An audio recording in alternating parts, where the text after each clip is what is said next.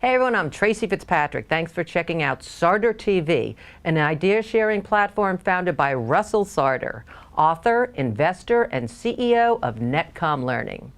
And joining us here in the studio today to share her ideas is Dr. Melanie Katzman, author of Connect First. Melanie, thanks so much for joining us here today to talk about your latest book. Thank you so much for having me. So let's get right into your book and all about your background. First of all, tell us a little bit about your career journey and how it motivated and prepared you to write Connect First. And who's your target audience with this particular book? So I'm a psychologist, a clinical psychologist, and also a corporate consultant. So that's a very unusual combination. I see people in my private office who are coming to me for therapy, and in the same day sometimes, I'm off to the corporate setting and listening to people develop strategies, work on their human capital initiatives, and also figure out how to best connect to their markets. So I have an opportunity to see really what makes people tick and what makes business tick from the inside out. So what impact do you hope this book will have, and what makes it stand out from the crowded area of self-help business books? Well, I think it's exactly the point that I am both a psychologist and a business consultant. And so I have an opportunity to give people both a PhD and an MBA all within a few succinct pages where I give people very specific feedback. One of the things that disturbed me about a lot of the business books that are out there is they're very theoretical, they're written for the corporate titan, and they take a lot of money or time to implement the suggestions that are contained. Everything in Connect First is easy to read, easy to do, costs little money, and takes very little time. Yeah, I love how it's divided into 52, it's almost kind of like, as we say in broadcasting, soundbite sections, the way you break it all down. Explain a little bit about how you laid out the book. Thank you so much for asking that question, because the 52 was very intentional. I wanted to give people an opportunity to either read the book as a narrative arc, as an inspiration for a year of change, or as a chance to develop a corporate program where every week people try to do something different, a calendar, a card deck. And the opportunities are really endless in terms of how you kind of mix and match the different parts of the book. And I did divide it into 7 sections, and I can tell you those if you like. Let's hear it. Okay, so the book actually begins with the basics. Get respect by being respectful of others. And so in many instances, people take being polite as a superficial nicety if you can have it. And the book begins with get the basics right, because if you don't, there's really pretty dire consequences. And then we move from that to use your senses, really how to engage with the people around you by tapping into what you see, hear, and experience when you're even silent together. And then I help people become a magnet. It's about you. How do you present? How do you be the person that people want to be with? From that, we move to it's about them. How do you grow loyalty? How are you a better person to your team and the people around you? Then how do you clear conflict? Because you don't have a deep relationship if you don't actually get through conflict. Many people think if I can avoid a dilemma, I have a better relationship. And I say, no, relationships are built on the clearing of those difficulties. And then it's fight fear. Too often, I think we kind of turn inward at the very moment that we need to face the future with bravery and courage.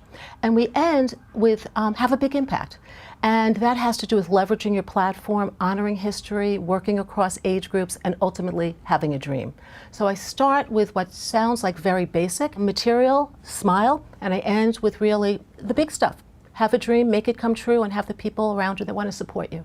So it's more like it's a reference, a handy reference guide almost, instead of saying, oh my God, I'm going to sit down and read all 52 chapters. Absolutely. But people all of a sudden they can have something going on at work and say, wait a minute, let me check this book.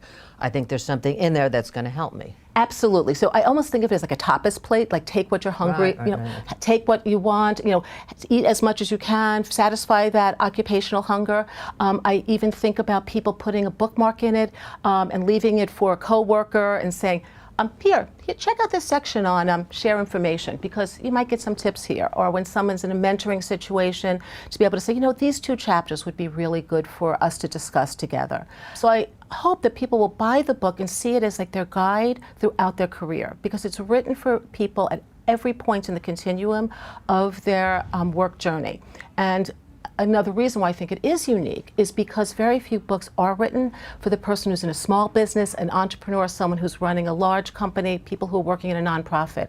The audience really is anybody who gets up and goes to work, whether they go to work in an office or go to their computer on their kitchen table. So talk about some examples of how we actually botch opportunities to connect with the people at work. Why does this seem to happen so often? I think that we operate in such a high-speed, highly technical universe right now that we walk into the office, we're looking at our phones, we're not looking at each other, we sit at our desk, we look at a screen, we don't say hello.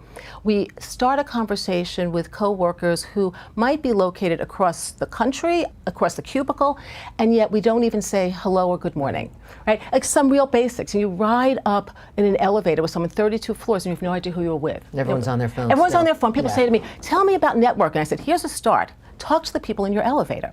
So some of the most basic ways that we botch it up are not saying hello, not making eye contact, not using somebody's name. Name is a neural trigger. It brings us into attention. And when you hear your name, you respond, you're ready for action. And yet so many people don't call one another by name. They don't even know each other's. Yeah, they forget the name. As soon as you say it, they tend to forget the name. Right, and which actually is a sign of disrespect. It means I'm not taking the time or giving you enough of my attention to even bother to remember your name. Now, what trends do you think have caused people to forget how to connect as humans in the workplace? So I think some of it is technology, for sure, where we're so used to not actually operating in real time. So people, as we know, will send texts and emails rather than walking down the hall and talking to somebody or picking up the phone. So we're not engaged in spontaneous interaction. We don't see each other's faces. So technology has certainly contributed to it. But it's not the only thing. And I also see that we are living in a very interconnected but not connected world. So we confuse collecting likes with having friends or having followers and not having relationships. And there's a speed that people expect now. If I send you an email or a text and it's zipped across the waves, I expect you to zip back with a response. And so suddenly we're trading efficiency for decency and civility. So it's one. And I think the other has to do with fear.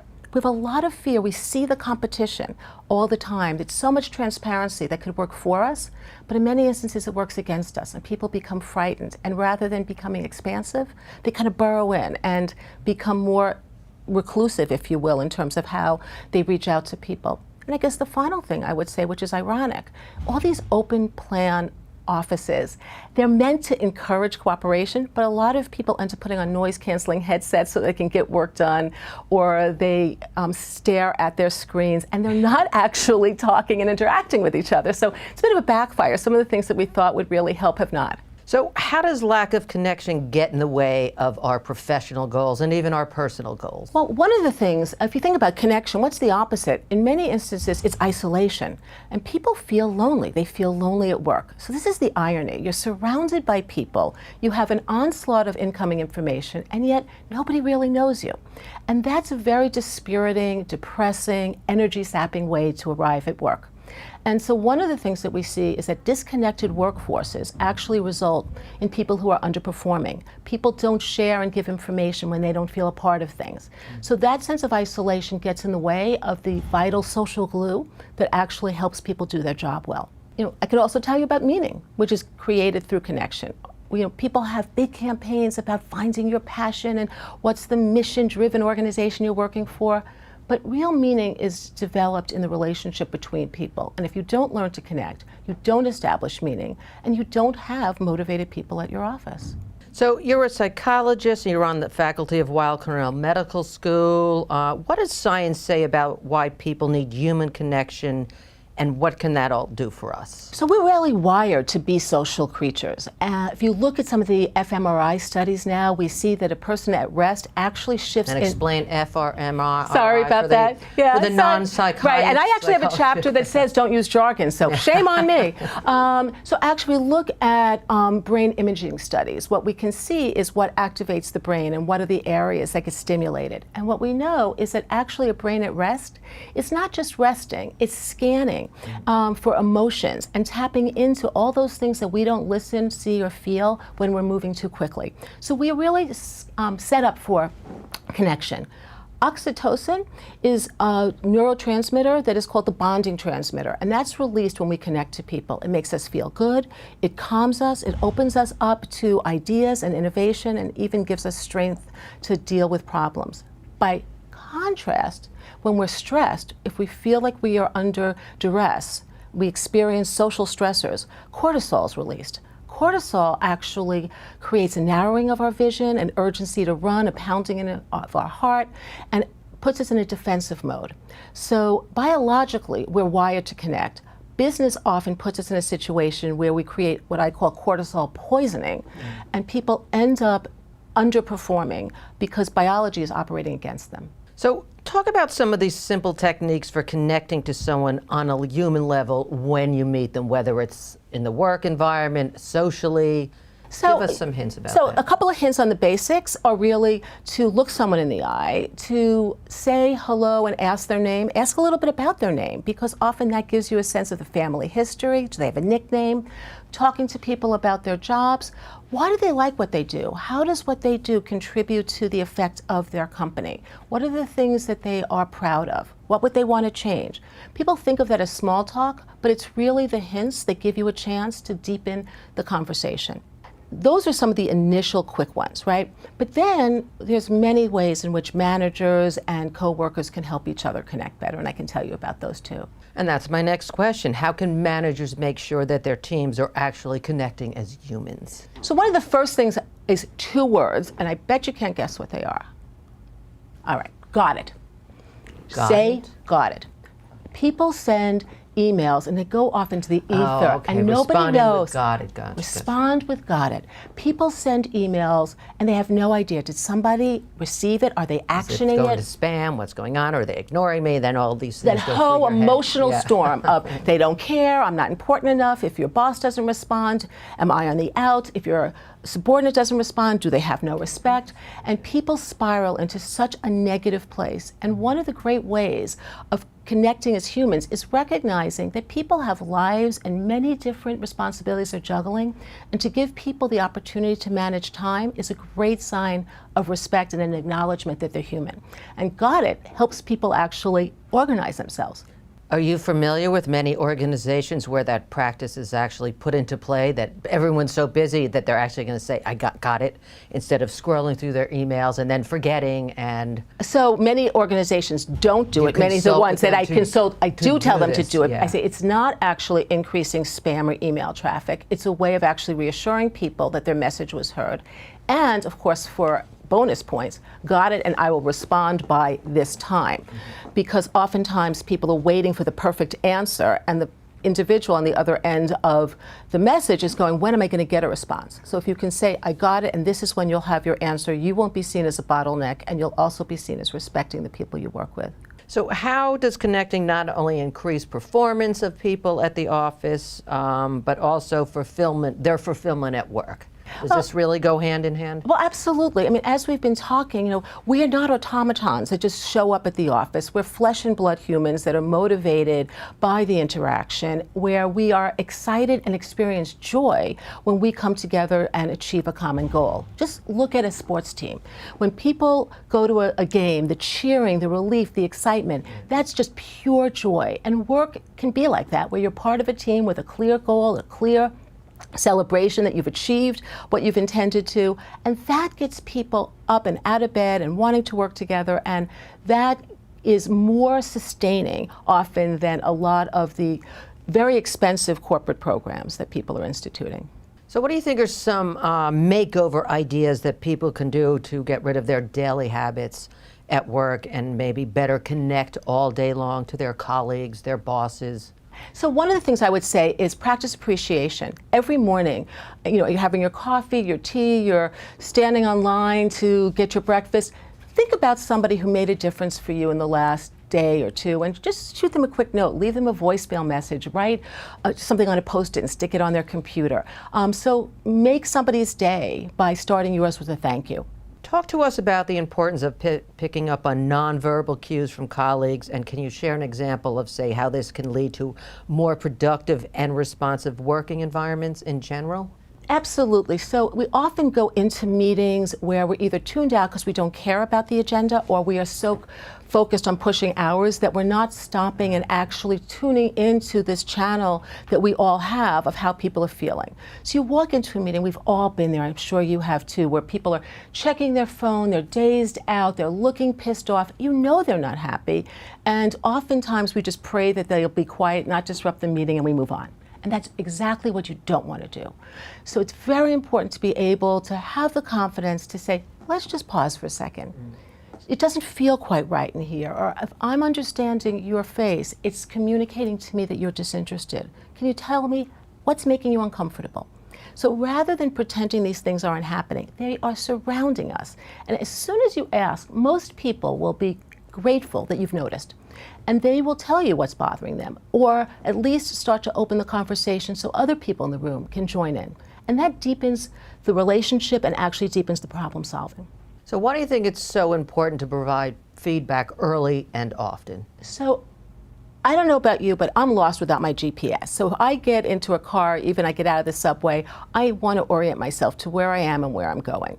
In companies, we often don't know, how am I doing, where am I going, am I on the right path, am I moving ahead in the way that I should, at the right speed, am I overstepping my bounds, am I not doing enough? And feedback actually gives us the opportunity to course correct, to do things well. Most people in my practice want to do things well and often are either misunderstood or misguided.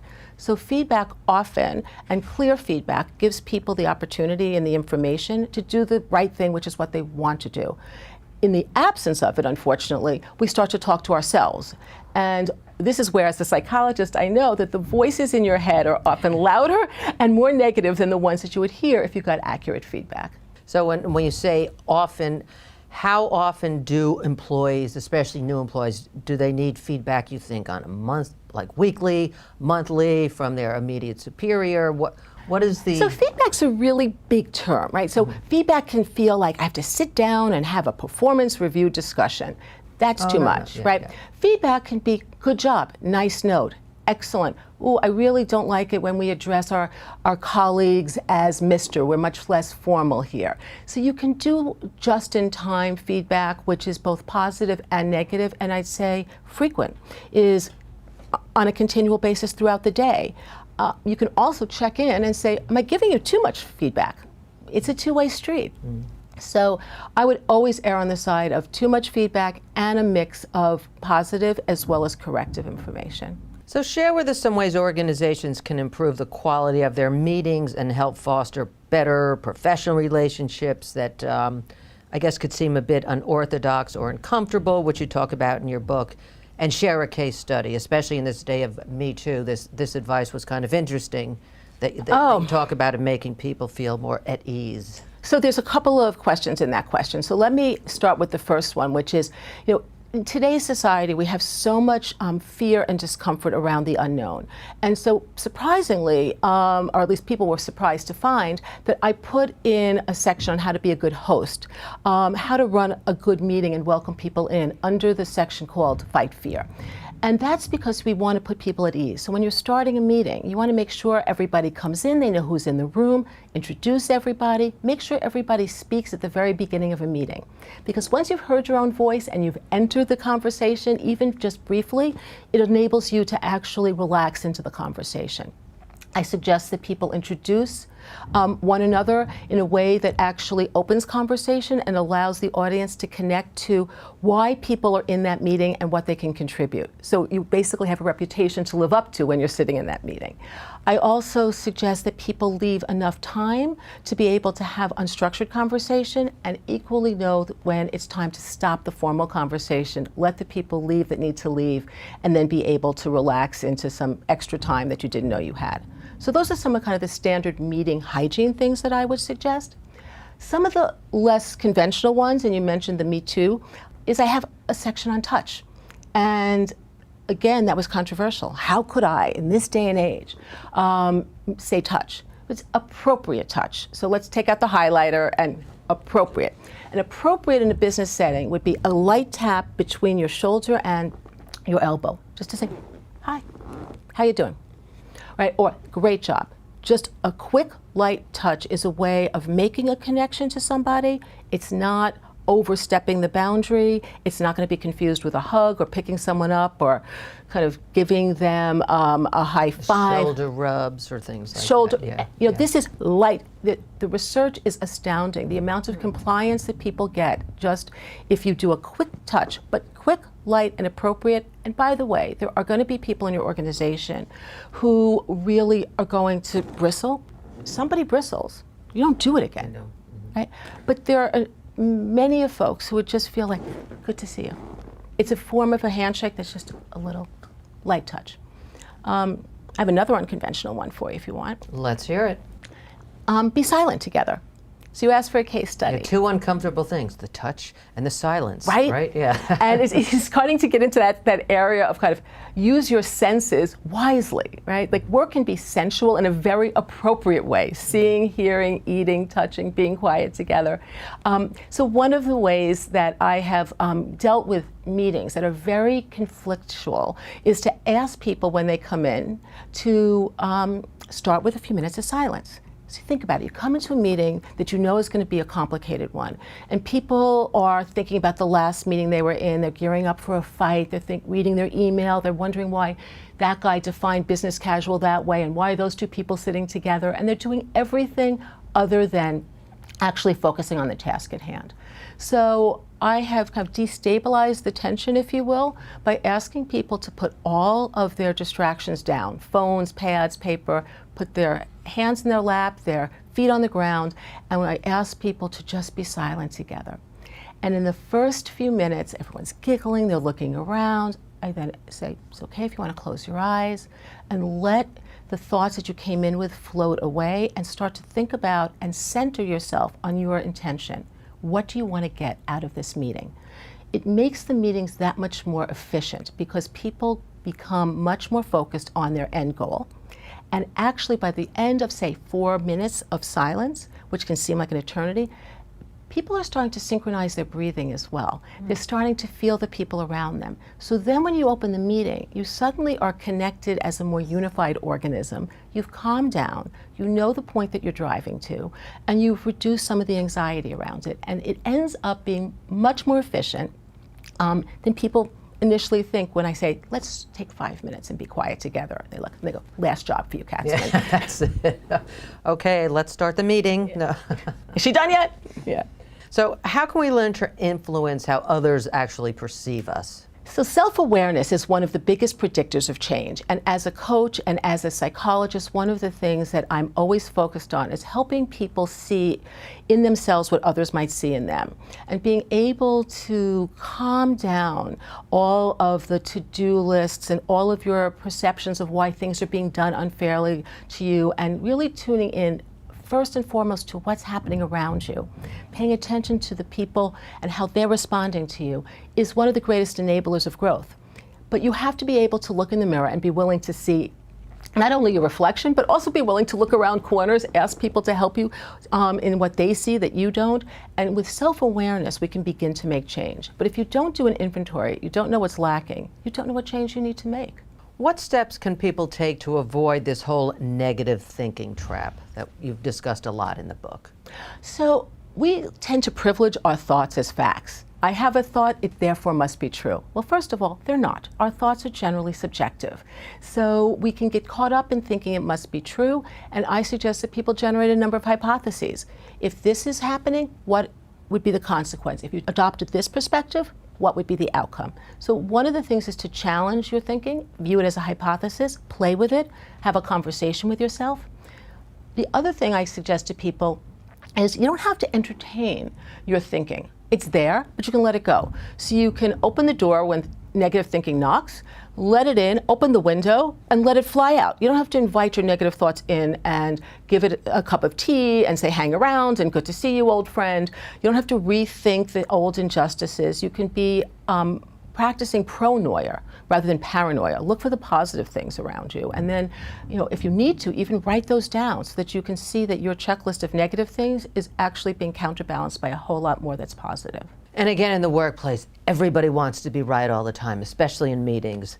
Explain how this mindset can actually be counterproductive, and can you share an actual case study of when this whole cycle? Absolutely. I was working with a company that was under a great deal of pressure to launch a product very quickly.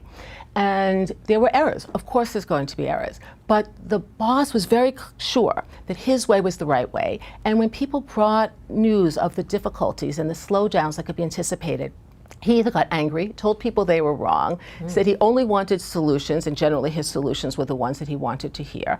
And what happened was that people were engaging in workarounds. They weren't saying specifically what was going on. They were hiding bad news. And ultimately, when the product failed, there was no one to blame but this manager, because he had cut down the opportunity for people to bring the information that he needed, that he was refusing to allow other experts in. And one of the greatest dangers is not knowing what you don't know. And a big part of the book is connecting around ideas, being able to face the unknown with questions that we don't have answers to, but delight in trying to find the answers, and being willing to open up our minds and our doors and bring people in who have very different perspectives. I mean, ultimately, Connect First is the greatest inclusion program you could have, because you bring people in and you listen to them, and you don't stay so stuck with your idea and your commitment to being right. So how can all these organizations today actually become mission-driven, meaningful organizations that we all want to work for and be proud to say we work for these types of companies? One of the best ways to do that is to connect people to the end user. So a great example is there's the kitchen staff in a pediatric cancer hospital. They are operating in the basement. They're putting together meals that go on trays up to the kids' rooms. They never see the kids. Taking those kitchen staff and bringing them to see the children, or bringing the children down to the kitchen, connects that staff to the nutritional necessity that curing cancer requires. And suddenly they're not cooks in a basement, but they are part of an oncology team. I think in so many instances, we can take a job and enable people to feel proud of what they're doing by demonstrating the impact they have on others. So every job has meaning. There's an opportunity always to see impact, but we have to sometimes be creative in being able to draw the connections between what you're doing and the impact it's having, particularly when it's several steps removed. Another thing you talk a lot about is that you encourage clients to build social collateral. So what exactly does that term mean, and how does it help people and organizations? So I use that word to demonstrate that we really want to always be making deposits, if you will, giving to others around us, being generous, having an abundant mindset. I encourage the people I work with to become magnets, to be the people that everyone wants to work with, because when you're with them, you leave feeling better about yourself, smarter about the organization, and having great ideas and excitement for the future. And so social collateral is not about a transaction. I do this for you, so you do this for me. It's really about saying, I'm investing in you. I'm watching you. I'm seeing what you need. Maybe I'm giving you something you didn't even know you needed yet. I'm telling you about a conference that would increase your knowledge. I'm giving you some feedback about a complication that's coming your way. That's me investing in you and our future and our relationship. Okay, now, does a fun workplace really add to the bottom line? And if so, can you share like a case study of this actually happening? Especially millennials, they all seem to want to have a fun working environment. Is that? I think actually everybody wants to ideally have a fun working environment. I think millennials sometimes get a bad rap for wanting things that we all want. They just talk about it much more. If you look at the recent studies and say the 100 best places to work that's put out by Fortune magazine, 82% of the 82 of them are rated as places that are fun to work in. People want to work in places that have a good vibe. When you're able to attract good talent, you're able to have better results. If you look at studies that say, if given a chance to hire someone who has a good sense of humor, would you hire that person or somebody else? Again, over 90% of CEOs say, I'll take the person with a sense of humor. Because the ability to laugh at oneself, to have some levity, enables people to maintain the energy that work requires. Being sad and heavy is just that, it slows you down. One company I can think of, which is a great example, is a company that's actually in Brazil, and it's called All Jazz. And what they do is at the 59th minute of every hour, they ring a gong, and everyone goes quiet, back to quiet. And even if you're on the phone with a client, you just go quiet. And of course, everyone giggles, and then they come to really appreciate that minute. That gong also rings if somebody closes a deal or if one of their clients gets a headline. And so in Full Jazz, actually it's called, that people have a good time. They laugh because their clients are laughing with them at the quiet. They're having a chance to recoup. They're celebrating when there's a success. And this gong, these drums, these noisemakers, they don't belong in the workplace, but because they don't, they give you a chance to just kind of break from the everyday heaviness. So wait, this is done every hour for a minute? Every hour, Full Jazz stops for a minute. Interesting. Now, not everybody will give you a minute back of your hour, but Christina Pinto, who's the CEO of that company, this is a Brazilian company, she said, these people are giving me so much of their time. I can give them a minute back of each of the hours. Over the course of a workday, maybe that's 10 minutes. Explain the term in your book, checking the emotional mirror, and how does this translate into success? So one of the things we end up doing repeatedly, and I say we because I'm having a hard time finding someone who doesn't, is we think that our emotions are only experienced by us. I'm feeling disrespected. I'm feeling angry. I'm not moving fast enough. I didn't get the resources I need. I'm not included in this activity. And generally what happens is that if you feel it, I will bet you someone else around you is feeling it too. And most of the time, if I'm feeling friction with you, you're feeling friction with me. And so by checking the emotional mirror, you're getting insights into how other people feel by being attuned to how you feel. And once you can put the words on how you're feeling, you can then check with somebody else and ask them whether or not, does the tension between us something that I just feel, or is it something that we're both experiencing? So it's a way of opening a conversation between people where you can say, you know what, let me just see, are we both on the same team feeling the same way versus we're adversaries both feeling angry and not recognizing that if we have a conversation, we can overcome the conflict. So you've been at this as a psychologist, consultant for over 30 years of working. So is there any common issue or problem that you've heard continuously over that span of the 30 years? And in addition to that, how has technology actually changed the dynamics with companies versus what they were facing, say, 25 years ago? So on the technology part, that's easy. I don't think it's really changed it. I think it's given it a megaphone. But what I've seen over the course of my career is that everybody wants to feel valued, respected, included. It's a universal, no matter, and I've worked around the world and with people in large and small organizations, people at the top and the bottom of the corporate hierarchy. People want to do a good job for the most part, and they want to be respected for it, and they want to have the information they need, and if not, they get very insecure.